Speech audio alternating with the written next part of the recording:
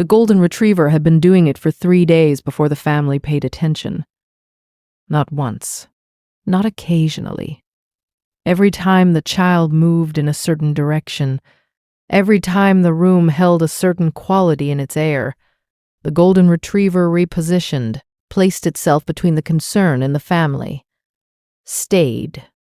3 days of this before anyone looked closely?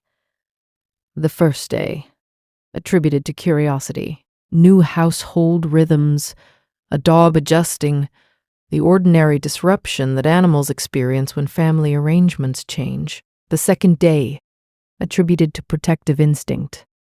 Dogs were protective of children. Everyone said so. The behavior was noted, smiled at, and set aside. The third day, the father sat down and watched.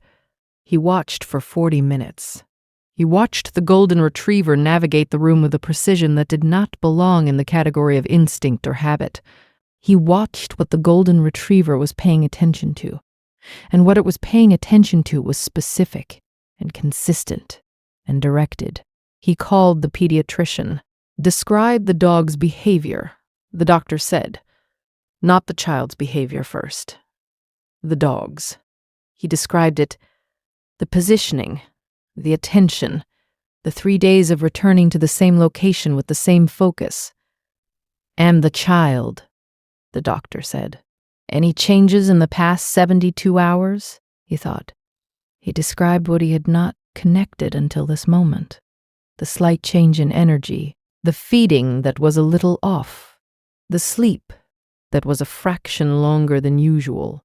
Come in this morning, the doctor said. The diagnosis was infant cardiac arrhythmia. Caught early, very early, the doctor said.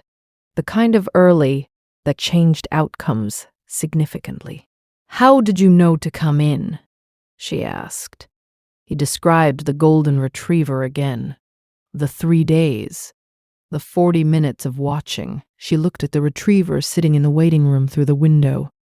They detect infant cardiac arrhythmia through changes in scent chemistry, she said. Changes that present before any human-readable symptom. The behavior you're describing is consistent with what researchers have documented in alert animals. He drove home thinking about 3 days. About the 2 days of explanations that had not been wrong exactly. Just incomplete. About the third day when he had finally stopped explaining and started watching. About the 40 minutes. All it had taken was 40 minutes of actual attention. The golden retriever was at the door when he pulled in. He sat down on the front step. The retriever came and pressed against him. You knew on the first day, he said. The retriever was warm and quiet beside him. I should have listened on the first day. He thought about the word, faithful, about what it meant to keep providing information calmly and consistently, while the person receiving it explains it away for 2 days. To keep coming back. To remain focused without resentment. To wait for the 40 minutes. He sat on the step with the golden retriever until the light changed. The child was going to be fine. The retriever had known that was the only acceptable outcome, had been working toward it since the first day, had waited for the rest of the house to catch up. The family processed it in stages. First, the immediate relief of knowing, of having information where before there had been unease and explanation, and the particular discomfort of watching an animal do something unexplained. Second, the retrospective, the looking back through the days of behavior and reassigning meaning. This moment was not play. It was alert. This moment was not territorial. It was navigation. The rereading happened over dinner, over the drive home from the clinic, in the quiet of the nights that followed. Third, the question that did not have an answer, and that they found they did not need answered. How long had the retriever known? Not known. Detected. Responded to. Done the thing. The research existed. They found it in pieces over the following days. Studies on canine olfactory detection of blood glucose.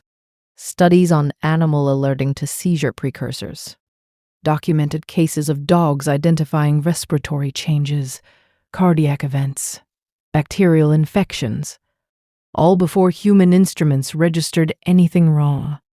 The mechanism in each case was the same: chemical compounds that shift when physiology changes, compounds that exist in breath and skin, and the microscopic chemistry of a body doing something different than its normal operating state.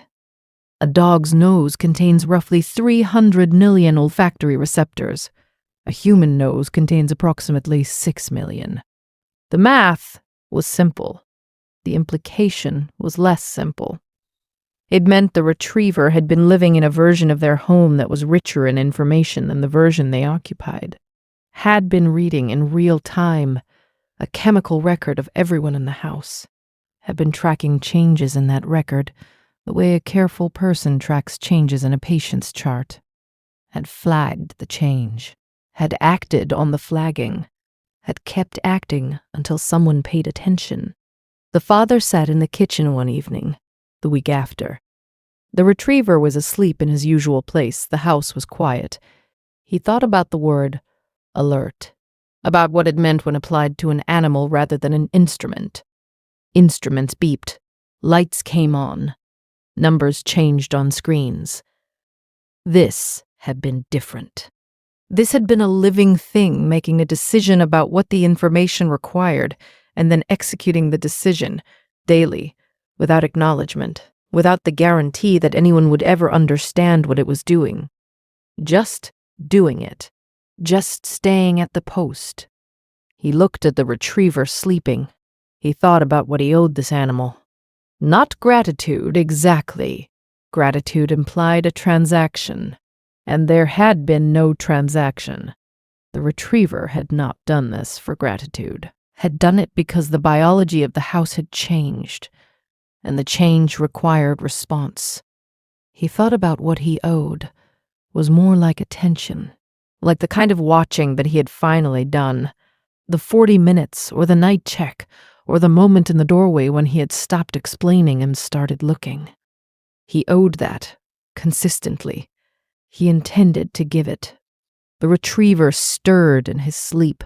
His legs moved briefly, running in some dream version of the yard, some private accounting of the day's information. Then he was still again,